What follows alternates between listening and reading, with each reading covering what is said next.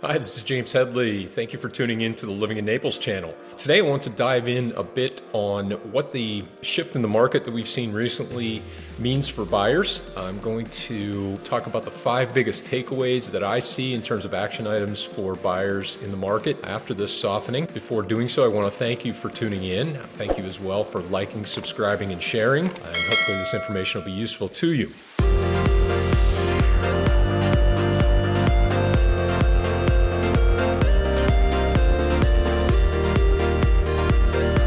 First and foremost, let me just add a little bit of context to some of my recent videos talking about the potential shift or the shift in the market. I wanted to look at just one zip code, the 34113 zip code, which is in South/East Naples, encompasses communities such as Lely Resort and Treviso Bay, as well as surrounding communities.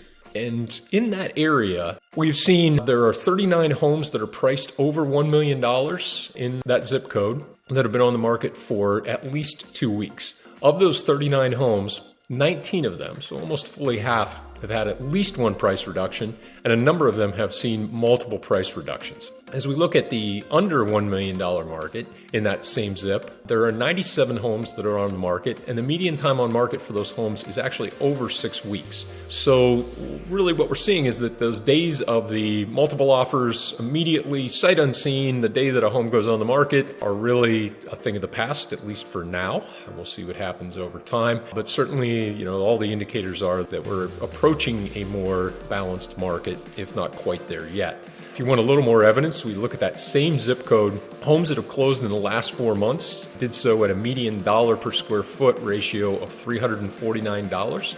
Homes that have gone to contract in the last 30 days actually went to contract with $280 per square foot as the final listing price prior to contract. Keep in mind, we're talking about numbers in the 30s in terms of homes that have gone to contract in the last 30 days in the zip. So don't read too much into it, but given that final closing prices are going to be lower in almost every case right now than those final listing prices, the trend is that homes are getting to be a little more affordable and that you have an opportunity to have a look at them for a little bit longer. And so what's that take us to in terms of those 5 big takeaways in terms of action items for buyers after this shift in the market?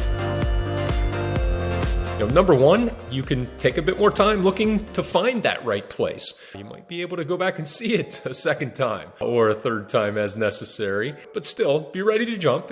We're not talking about 4 to 6 months of inventory. We are still talking about, a month and a half or so of inventory at best. So be ready to make a move when you find the right place, but don't feel like you have to put down an offer the minute that a home goes on the market. And that brings us to number 2. It's still important for you to have your financing so that you are ready to make the move when you do find the right home for you. If you need some suggestions of trusted lender contacts in the area, I'd be happy to provide those to you and some of my experiences along that front. Brings us to number 3, which is related, and that is that buyers can be a little more picky than they were able to be prior to the past month or so of softening in the market. You don't need to jump and have the old FOMO, fear of missing out, drive a perhaps hastier decision, as you will have a few more opportunities, a few more homes to look at, and a little bit more time to make your decision upon those. Brings us to number 4, and that's the topic of contingencies. The past 18 months or so prior to this recent bit of softening, any contingency was a 4-letter word. Now we can get back to a world where, financing contingencies aren't an immediate no from a seller perspective. Inspections, I never advised against waiving those with clients, but certainly it was happening out there in effort to be competitive, and maybe other types of contingencies, sale of existing home, for example. These are always going to be weakeners of an offer, but in this environment, they aren't absolute deal killers necessarily. Every situation is separate.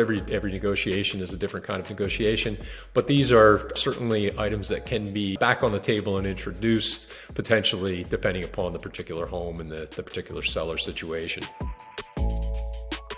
And that brings us lastly to number 5, and that's when you think about the asking price for the longest time, We were looking at asking price as a starting point, and everything was going up from there, and we're trying to guess how far above the asking price an offer was going to need to be to be able to compete successfully with multiple bidders. Now really it's flipped, and you start to look at that asking price again as a starting point, but for downward negotiations. Will we get back to a place where typically in the Naples market and in this particular zip that I've talked about today, 34113, typical closing prices were around 5% or so, as high as 10 in some specific areas. 10% off of what that list price or asking price was the discount for typical closing prices. So we're definitely in a place where buyers can begin to negotiate a little more successfully again and not be discarded as their offers come in versus other offers on the table, because those other offers just aren't on the table in a lot of cases. So it's good news for buyers, and I look forward to helping you with your needs as a buyer or as a seller. Definitely a little different environment for sellers as well. But in any case, please do reach out anytime directly, and I'd be happy to talk with you personally about your particular situation. And as always, thank you for liking, subscribing, and sharing, and I will see you in the next episode.